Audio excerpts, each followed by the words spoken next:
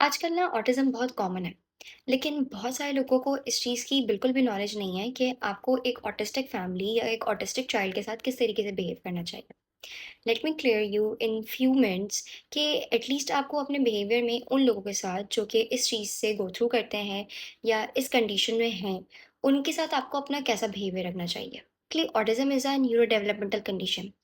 आप अगर इस चीज़ को सिंपली समझें कि अगर एक नॉर्मल इंसान के सर में दर्द होता है, तो वो अपने पूरे दिन में उस चीज़ से बहुत ज़्यादा ट्रिगर आउट हो रहा होता है।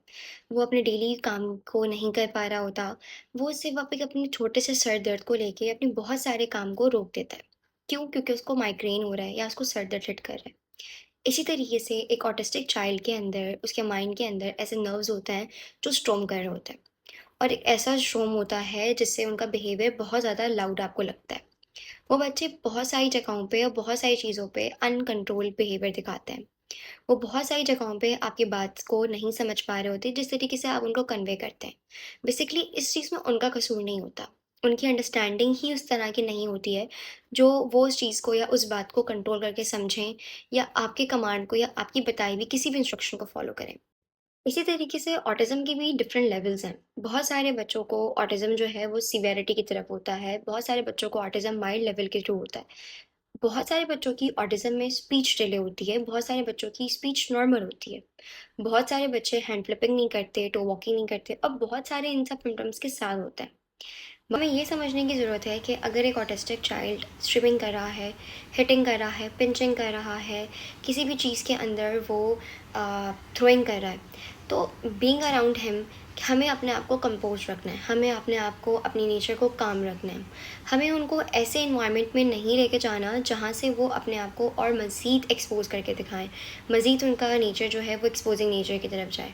बहुत सारे ऑटिस्टिक चाइल्ड जो होते हैं उनको होता है कि वो हर चीज़ को एक्सप्लोर करें, हर जगह-जगह जाके, हर एक रूम के, हर एक कबर्ड को, हर एक चीज़ को एक्सप्लोर करें। इस एक्सप्लोरिंग नेचर को हम थोड़े-थोड़े टाइम बाद और उनकी एज और उनकी थेरेपीज़ के साथ रिड्यूस कर सकते हैं। मगर हम उनको फ़ौरन कमांड नहीं दे सकते कि बैठ जाओ, मेरी बात नहीं सुन रहे हो, क्योंकि वो आपके कमांड को फ़ॉलो नहीं कर सकते। उनका माइंड इस चीज़ के लिए अभी तक ट्रेन ही नहीं है, क्योंकि उनके माइंड के अंदर बेसिकली स्ट्रोमिंग हो रही होती है और वो स्ट्रोमिंग उनको अनकंट्रोल बिहेवियर की तरफ लेके जाती है। अगर हम उस चीज़ के अंदर अपने आप को कंट्रोल रखेंगे और ये समझने की कोशिश करेंगे कि सामने वाला हमारी बात को इस तरीके से नहीं समझ सकता, तो शायद हमें उस वर्स्ट कंडीशन के अंदर जो कि एक by the passage of time एक बच्चे के साथ बन रही होती है, उससे हम बच सकते हैं। बेसिक पॉइंट्स कि एक ऑटिज़्म चाइल्ड के साथ किस तरीके से डील करना है। सबसे ज़्यादा ज़रूरी ये है कि उनको सेफ़ फ़ील करवाया जाए। किसी भी ऑटिस्टिक चाइल्ड को कभी भी कमांड नहीं दे सकते। इवन हमें उनको इस तरीके के जेस्चर्स देने होते हैं कि जिस जेस्चर से वो हमारे साथ ईज़ी टू सिट हो सकें। दूसरी चीज़ उनको किसी भी चीज़ के अंदर अपने आप में या अपने कंट्रोल में लेने के लिए सबसे ज़्यादा ज़रूरी है कि हम उनके साथ पॉज़िटिव रिगार्ड से चलें। उन्हें हर चीज़ के अंदर शाबाशी दें, that's good, you are doing great, शाबाश। इस तरह के वर्ड्स बोलने से उन बच्चों के अंदर थोड़ा बहुत कॉन्फिडेंस आता है। वो ये समझते हैं कि सामने वाला उनके लिए जेन्युइन है। उन बच्चों के साथ अपना रूटीन सेटल रखना पड़ता है। फ़ौरन जंप करना, एक के बाद एक एक्टिविटी करवाना या एक के बाद अपने डेली रूटीन परफ़ॉर्म करवाना, वो चीज़ उनको ट्रिगर कर सकती है। उस चीज़ में उनके अंदर घबराहट पैदा हो सकती है। कोई भी काम करने से पहले उनको क्लियरली इंस्ट्रक्शन देनी पड़ती है। लाइक खाना खाना है, सिंपल वर्ड्स में, नहाना है।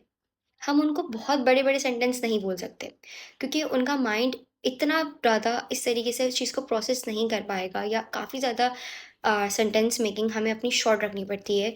अगर हम 2 वर्ड्स या 3 वर्ड्स के सेंटेंस लेके चलते हैं, तो वो उनके लिए क्लियर होता है, उनके लिए उसको समझना थोड़ा बहुत ईज़ी हो। ज़रूरी नहीं है कि जो पॉइंटर्स हम सुनते हैं या जो चीज़ें हम पढ़ते हैं, वो हर बच्चे पे अप्लाई हों। हर ऑटिस्टिक चाइल्ड एक दूसरे ऑटिस्टिक चाइल्ड से डिफरेंट है।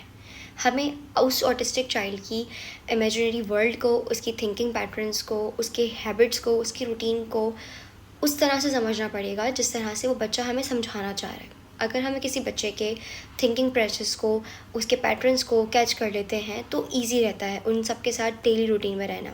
क्योंकि बीइंग अ थेरेपिस्ट और किसी भी थेरेपिस्ट के लिए बहुत आसान होता है कुछ सेटिंग्स के बाद उस बच्चे को समझना, मगर मुश्किल वहाँ आती है जब वो बच्चा उस थेरेपी सेंटर से बाहर आता है और एक नॉर्मल रूटीन के लोगों से मिलता जुलता है।